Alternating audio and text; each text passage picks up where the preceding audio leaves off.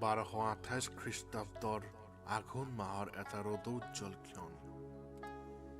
এক আশাভৰা কণ্টকময় সুদীৰ্ঘ যাত্ৰাৰ অন্তত পাটকাই পাৰ হৈ মিংমুৰ পৰা হোমাৰ পীঠত ভৰি দিছিলহি এজন ৰাজকুমাৰে। মনত জিলিকি আছিল এখন স্বপ্নৰ দেশ গঢ়াৰ। দেহত অদম্য সাহস, দেশ গঢ়াৰ ইচ্ছাই পৰ্বত পাহাৰ নৈ যান অতিক্ৰম কৰি অসীম আশা আৰু সাহসেৰে ক্ষুদ্ৰ বৰ সকলো জনগোষ্ঠীক এক কৰি ৰোপণ কৰিছিল এখন নতুন দেশৰ বীজ। এয়াই আৰম্ভণি। অংকুৰিত হ'ল বৰ অসমৰ বীজ, এখন সেউজীয়া দেশৰ মিউং দুন চুন খামৰ। আৰু সেইজনে আছিল অসমৰ প্ৰথমজন অসমীয়া, অসমীয়া জাতিৰ পিতৃপুৰুষ স্বৰ্গদেউ চাওলুং চুকাফা। हेलो एवरीवन, जैसा कि आप लोग जानते हैं कि आज आसाम दिवस है और इस दिन को हम लोग सुकाफा दिवस के रूप में भी मनाते हैं। और सुकाफा चाओलुंग सुकाफा जो कि आहोम साम्राज्य के सबसे पहले राजा थे, उन्होंने यहाँ पर 1228 से लेकर 1268 तक यानी लगभग 40 वर्षों तक राज किया था। और वो यहाँ के नहीं थे, बर्मा के ऐसा माना जाता है कि वो वर्मा के थे और उनका ताल्लुक बर्मा से था। और वो उन्होंने पातकाई पर्वत पार करके आसाम की ब्रह्मपुत्र घाटी का जो क्षेत्र है यहाँ पर अपने 9000 नुमाइंदों के साथ उन्होंने प्रवेश किया था। और यहाँ पर धीरे धीरे उन्होंने अपने साम्राज्य का विस्तार करना शुरू कर दिया। कामरूप है, लखीमपुर, शिवसागर, नौगांव और यहाँ तक कि दौरोंग तक में उनके साम्राज्य का धीरे धीरे विस्तार होता चला गया। और ऐसा माना जाता है कि यहाँ की जो जनजातियाँ हैं उनके साथ उनके बहुत ही अच्छे संबंध रहे, खासकर सूतिया मोरा और कछारी, इन सभी के साथ उनके बहुत ही अच्छे संबंध रहे। उन्होंने क्योंकि पहले यहाँ जितनी भी समुदाय और यहाँ की जनजातियाँ थी वो सब बटी हुई थी, उन्होंने सबको एक करने का बहुत ही सराहनीय प्रयास किया था।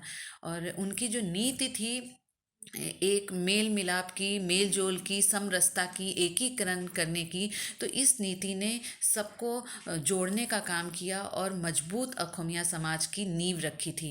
और जो हमारे मुख्यमंत्री हैं माननीय सर्बानंद सोनोवाल जी, उनके अनुसार भी उनको आधुनिक असम का और बृहत समाज का उनको शिल्पकार माना जाता है।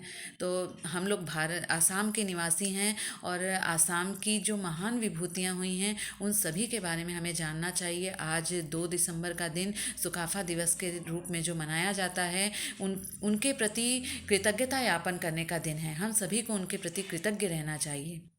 तो जय अखोम, जय भारत। नमस्कार। পোনপ্ৰথমে তোমালোক সকলোলৈকে মোৰ আন্তৰিক মৰম থাকিল। আজি 2 ডিচেম্বৰ, আজি চুকাফা দিৱস অৰ্থাৎ অসম দিৱস।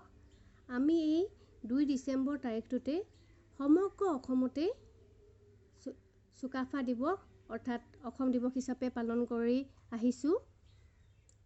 আজি মই তোমালোকক অসম দিৱসৰ এই মহত্বৰ কথা ক'ব বিচাৰিছোঁ। চুকাফা আছিল আহোমসকলৰ প্ৰথমজন ৰজা আৰু তেখেতে ৰাজত্ব কৰিছিল 1228 খ্ৰীষ্টাব্দৰ পৰা 1268 খ্ৰীষ্টাব্দলৈ। তেখেত এজন বৰ পৰাক্ৰমী ৰজা আছিল আৰু তেখেত তীক্ষ্ণ বুদ্ধিসম্পন্ন ব্যক্তি আছিল। তেওঁ ৰাজনীতিত কেনেকৈ চলাব লাগে সেই বিষয়ে তেওঁ জানিছিল। প্ৰজাসকলৰ লগত অতি সুন্দৰকৈ মিলাপ্ৰীতিৰে তেওঁ নিজৰ ৰাজকাৰ্য চলাই নিছিল। যদিও তেওঁ টাই ভাষা ব্যৱহাৰ কৰিছিল, তথাপিও তেওঁ প্ৰজাসকলৰ সুবিধাৰ্থে প্ৰজাসকলে বুজিব পৰাকৈ তেওঁ ৰাজনীতিৰ ক্ষেত্ৰত প্ৰজাসকলৰ ভাষাকে ব্যৱহাৰ কৰিবলৈ লৈছিল। তেওঁৰ নামটো বিশেষ অৰ্থ আছে। চু মানে হৈছে সিংহ, কা মানে হৈছে অহা আৰু ফা মানে হৈছে স্বৰ্গৰ পৰা। ইয়াৰ অৰ্থ হৈছে স্বৰ্গৰ পৰা অহা সিংহ মানুহ। এই নামটোৰ বিশেষ তাৎপৰ্য আছে, কিয়নো তেওঁই আমাৰ অসমৰ সাম্ৰাজ্য বিস্তাৰ কৰিছিল। অসমত বৰ ভেটি গঢ়িবৰ বাবে তেওঁৱেই অসমলৈ আহিছিল। তেওঁৱে অসমত এঠাইৰ পৰা আন ঠাইলৈ ৰাজধানী পাতিছিল আৰু প্ৰতিখন ৰাজধানীতে তেওঁ ৰাজধানী পতাৰ পাছতে তেওঁ সমগ্ৰ অসমতেই অসমখন এঠাইৰ পৰা আন ঠাইলৈ বিস্তাৰিত কৰি তুলিছিল। Assam Divas is a very special day for all the people of Assam. This day is celebrated as a tribute to the first Ahom ruler, Sorgodew Chaulung Sukafa. Sukafa is widely referred to as the architect of Bor Ahom or Greater Assam because he consolidated power and culture to the land and managed to mix a diverse group of people through his policy of harmony, unity, and amity. Sukafa was and still is considered as a messenger of God. People say that he was a child of God Khulung who appeared on earth from heaven. Before Ahom came to the valley, the people of this land were not unified. They were divided into different languages and different political groups. Sukafa unified them all by creating one political authority around the whole of the land. And this was possible only because of Sukafa's high leadership quality. Do you know how Assam got its name? It came from the word Ahom, which means high grade or powerful. And after the British came here, Ahom evolved into Assam, and that's how Assam got its name. Of course, there are other rulers too who had contributed immensely for the growth and development of this kingdom. However, Sukafa's contribution can never be forgotten.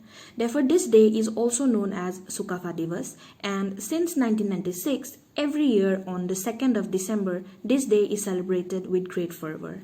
Thank you.